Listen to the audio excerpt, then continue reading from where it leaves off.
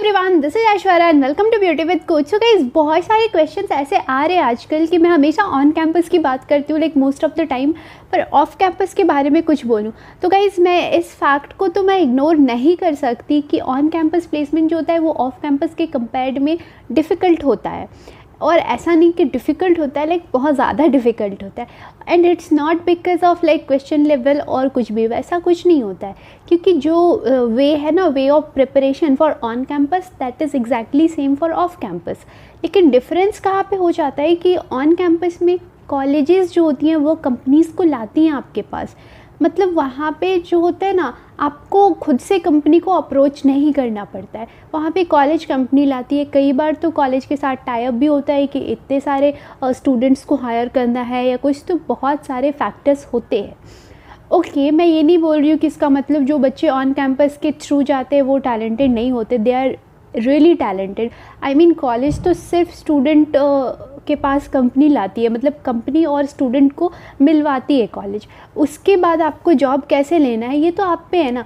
अगर मान लो कंपनी ने टाई अप किया भी हुआ है कि मेरे को 300 स्टूडेंट्स लेना है आपके कॉलेज से, लेकिन अगर वहाँ पे उसने देखा कि 300 स्टूडेंट्स ऐसे हैं ही नहीं जिन पे लाइक मेहनत करके और लाइक जिनको ट्रेन करके, जिन पे टाइम और मनी इन्वेस्ट करके भी उनसे कुछ करवाया जाए, वैसे स्टूडेंट अगर नहीं है तो वो नहीं करेगी, क्योंकि ऑब्वियसली आपको कोई फ्री का पैसा नहीं देता है। तो हाँ, इस केस में ऑन कैंपस फिर भी इजी हो जाता है। ठीक है, आपको थोड़ा सा टैलेंटेड होना पड़ता है, आपका नॉलेज साउंड होना चाहिए, फ़ाइन, बट स्टिल यहाँ पे फ़ायदा सिर्फ ये हो जाता है कि कॉलेज आपको कंपनी से मिलवा देती है, कंपनीज आपको अप्रोच करती हैं, आप नहीं जाते हो। आपको कॉलेज अलाउ करती है कि sit for this company and you sit for that companies placement, and उसके बाद जो प्रोसीजर होता है आपको करना होता है ना। लेकिन ऑफ कैंपस में सबसे बड़ा जो स्ट्रगल है वो ये होता है कि कंपनीज़ को मैंने अप्रोच कैसे करना है, और अगर मेरे को अप्रोच भी करना है, मैंने मेल करा तो मेरा मेल का रिप्लाई आए नहीं आए, बहुत सारी चीज़ें होती है। और बहुत सारे लोगों को तो पता भी नहीं होता है कि ऑफ कैंपस के लिए अप्लाई कैसे करना है। तो ये सब छोटी छोटी बातें जो है ना, ये हम लोग आज के वीडियो में डिस्कस करने वाले हैं। तो आज का वीडियो ऑब्वियसली सिर्फ फ्रेशर्स के लिए नहीं है, फ्रेशर्स के साथ साथ उन लोगों के लिए भी है जो कहीं और काम कर रहे हैं, पर अब मे बी वो अपने काम से या अपनी कंपनी से खुश नहीं है, या फिर कोई भी उनका पर्सनल रीज़न है जिस वजह से वो जॉब स्विच करना चाहते हैं। तो ऑब्वियसली अगर आप फ्रेशर हो तभी आपके लिए ऑन कैंपस है। आप फ्रेशर नहीं हो, आप कहीं ऑलरेडी वर्किंग हो और आपको स्विच करना है, तो फिर आपको ऑफ कैंपस वाले सीरीज़ में ही आना होता है। तो ये वीडियो बहुत ज़्यादा लोगों के लिए हेल्पफुल होने वाला है, और मैं ट्राई कर रही हूँ ऑलमोस्ट सब कुछ कवर करने का जो भी इम्पॉर्टेंट है फॉर ऑफ कैंपस प्लेसमेंट। तो मेक श्योर आगे बढ़ने से पहले आप इस वीडियो को लाइक कर दें, क्योंकि मैं इस वीडियो पे एटलीस्ट 75 लाइक्स तो एक्सपेक्ट कर ही रही हूँ। गाइस, बहुत मेहनत लगती है वीडियो बनाने में, बहुत सारा रिसर्च करना पड़ता है, तो एटलीस्ट 75 लाइक्स तो मैं एक्सपेक्ट कर ही सकती हूँ। आफ्टर ऑल आप लोग मेरी फैमिली हो तो उतना तो कर ही दोगे, तो एटलीस्ट 75 लाइक्स आने चाहिए इस वीडियो पे गाइस। अब ये आप कैसे लाना है आप सोचो, आपकी जिम्मेदारी है, मेरे को नहीं पता। तो चलो बात करते हैं सबसे पहले कि हमें करना क्या होता है, सबसे इम्पॉर्टेंट पार्ट क्या होता है ऑफ कैंपस प्लेसमेंट का। तो जो सबसे इम्पॉर्टेंट पार्ट होता है वो होता है आपका रिज्यूमे शॉर्टलिस्ट होना। ठीक है, क्योंकि आप क्या करोगे ना कि आप ऐसे तो नहीं ना होता है कि रिज्यूमे इधर उधर बांटते फिरोगे, नहीं, एक पर्टिकुलर एक होता है जहाँ पे आपको रिज्यूमे डालना है। तो देखो, बहुत सारे वेबसाइट्स हैं, बहुत सारे, जैसे naukri.com हो गया, उसके बाद आपका लिंक्डइन हो गया, और भी बहुत सारे वेबसाइट्स हैं जहाँ पे आप अपना रिज्यूमे अपलोड करो।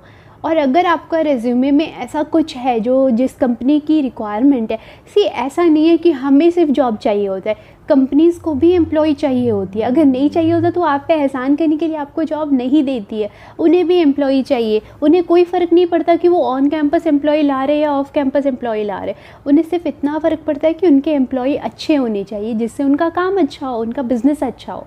तो जितना ईगरली आप कंपनीज़ का वेट कर रहे हो, कंपनीज़ भी उतना ही ईगरली आपका वेट कर रही है।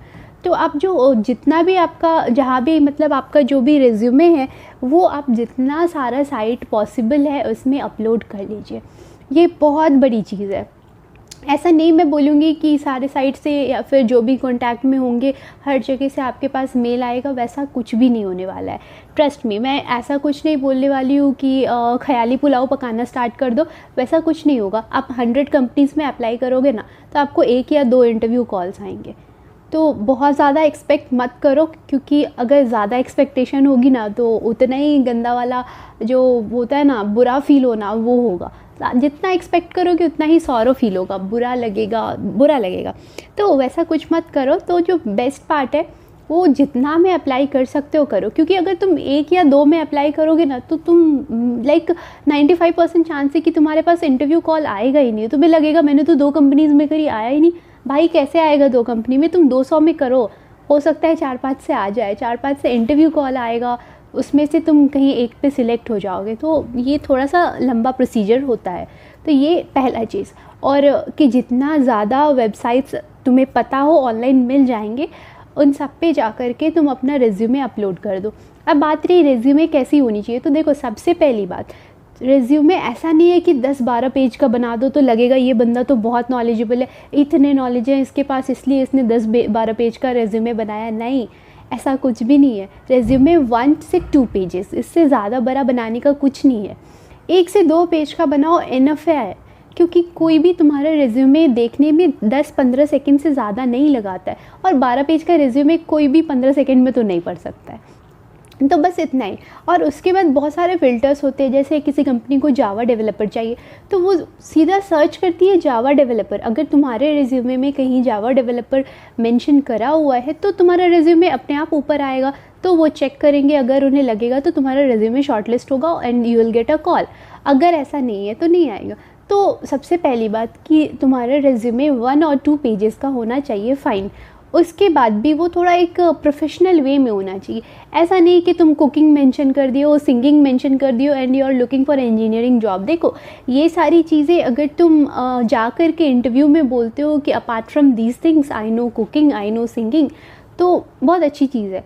वो समझ जाएगा कि ठीक है मल्टी टैलेंटेड है या जो भी। पर कोई भी इंजीनियरिंग कंपनी, फिर चाहे वो कोई सी भी हो, वो एक सिंगर नहीं ढूंढती है, वो एक इंजीनियर ढूंढती है ना। तो मैं कितना भी अच्छी सिंगर हूँ या कुछ भी हो तो वो मेंशन करने की ज़रूरत नहीं है। उतने ही स्किल्स मेंशन करो जो जिसकी तुम्हें लगता है कंपनी को ज़रूरत पड़ सकती है, पहला चीज़। और दूसरी चीज़, ये पहली चीज़ हो गई।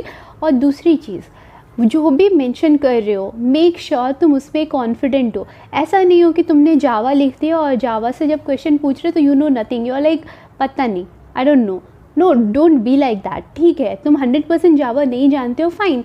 अगर तुम लाइक 60-70% भी जानते हो ना तो तुमने मेंशन किया है तो इट्स ओके। 10 क्वेश्चन पूछा, तुमने 6 का भी आंसर दे दिया तो इट्स ओके, इट्स फाइन। लेकिन 10 में अगर तुम सिर्फ 1 का आंसर दे रहे हो या 2 का दे रहे हो तो दे विल अंडरस्टैंड कि तुमने तो फेक कराया है, उनका टाइम वेस्ट करा है, और ये बहुत नेगेटिव इम्पैक्ट डालेगा तुम पे। और इट्स नॉट लाइक सिर्फ उस कंपनी के लिए, आगे के लिए भी एक बुरा इम्पैक्ट डालेगा। तो प्लीज़ डोंट डू दैट। जो भी मेंशन कर रहे हो make sure you know that. तो ये बहुत बड़ी चीज़ है। तो जैसे मान लो कि तुमने जावा यूज़ करके एक हॉस्पिटल मैनेजमेंट सिस्टम बनाया, तो don't mention in projects like hospital management system, no. Okay, hospital management system, this is like your heading. After that technology used Java. Okay, so यहाँ से क्या होगा कि एक कीवर्ड मिल गया है जावा। कोई भी कंपनी ऐसे नहीं ढूंढेगी कि किसने हॉस्पिटल मैनेजमेंट सिस्टम बनाया, नहीं। कंपनी ढूंढेगी कि मुझे जावा डेवलपर चाहिए, तो जावा, अगर उन्होंने जावा सर्च मारा है तो फिर तुम्हारा आना चाहिए। तो लाइक जो भी टेक्नोलॉजी तुमने यूज़ किया है या जो भी चीज़ें उसमें यूज़ की हैं, टूल्स यूज़ किए हैं, वो सब मेंशन करो। अगर कुछ स्पेशल टूल मेंशन किया हुआ है तो डाल दो। लाइक एब्स्ट्रैक्ट में अपने प्रोजेक्ट को थोड़ा सा एक्सप्लेन कर दो और उस तरीके से रिज्यूमे में डालो। ये बहुत बड़ा काम करता है, specially at the time off campus placements. Okay, और जो थर्ड चीज़ होता है वो होता है रेफरेंस। सी, बहुत सारे जॉब्स जो होते हैं वो रेफरेंस से भी लगते हैं।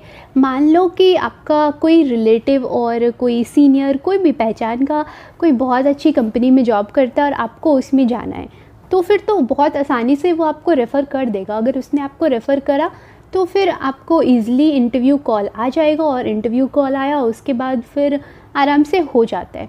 ठीक है, क्योंकि रेफरेंस के बाद इंटरव्यू कॉल आया, हाँ ठीक है, उसके बाद इट्स नॉट आराम से हो जाता है, सॉरी, इट्स लाइक उसके बाद आपको चांस मिलता है अपने टैलेंट को शो करने का, और अगर आप सच्ची में टैलेंटेड हो तो you will get that job, और अगर नहीं हो तब तो फिर कोई भी नहीं दिला सकता। तो बट स्टिल वहाँ तक पहुँचना भी बहुत बड़ी बात होती है। अभी क्योंकि हम लोग जहाँ तक अभी बात किए हैं वो है सिर्फ इंटरव्यू कॉल लेने की। इंटरव्यू कॉल लेने के लिए ही मैंने बोला कि आप हर जगह अपना रेज्यूमे अपलोड करो, रेज्यूमे को इम्प्रेसिव बनाओ, अट्रैक्टिव बनाओ या जो भी।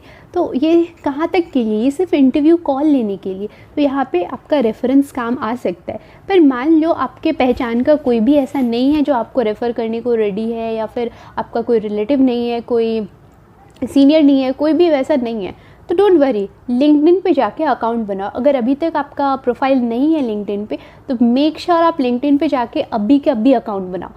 ऐसा नहीं है कि लिंक्डइन ने मेरे को स्पॉन्सर करा या कुछ, मैं सीरियसली बोल रही हूँ। LinkedIn is not a social site और कुछ भी, ये बहुत अच्छी चीज़ है for professionals, specially for off campus placements. तो लिंक्डइन पे जाके बनाओ, वहाँ पे जितने भी आपके स्किल सेट्स हैं, जो भी है, सारे वहाँ पे लाइक मेंशन करो। जितना आप कर सकते हो अच्छे से वो सब करो। जैसे आप अपना रेज्यूमे बनाते हो वैसे लिंक्डइन प्रोफाइल अच्छे से बनाओ। उसके बाद क्या करो कि लेट्स से आपका टारगेट है कि मेरे को अमेज़ोन में जाना है, तो अमेज़ोन में जाने के लिए आप अमेज़ोन करके सर्च करो। वहाँ पे क्या होगा कि बहुत सारे लोगों का लिस्ट आपके सामने आएगा जो अमेज़ोन में काम कर रहे हैं। आप आराम से सबको कनेक्शन रिक्वेस्ट भेजो उनको। लाइक इतना बड़ा मैसेज करने का कुछ नहीं है, 2-3 लाइन का मैसेज करो जिसमें आप मेंशन करो कि मेरे में ये स्किल्स हैं और आप मेरा प्रोफाइल चेक कर सकते हो, आप प्लीज़ मुझे रेफ़र कर दोगे। ऐसा नहीं है कि हर कोई आपका मैसेज देखेगा, नहीं देखेगा। इनफैक्ट पॉसिबल भी नहीं है, जितने मैसेजेस आते हैं आप नहीं देख सकते। आप किसी का नहीं देखोगे तो ऑब्वियसली है आपका भी लोग देखें, ऐसा नहीं है। और फिर जो ऑलरेडी सेट है, कहीं पे अच्छी जॉब कर रहे हैं, वो आपसे ज़्यादा बिजी हैं, तो दे वोंट गेट टाइम। तो ऐसा नहीं है कि कोई नहीं देखेगा, या ऐसा नहीं है कि हर कोई देखेगा। आपने 50 लोगों को लेट से आपने रिक्वेस्ट भेजा है, तो उसमें से हो सकता है 20 लोग आपका रिक्वेस्ट एक्सेप्ट करें, now you are connected to them.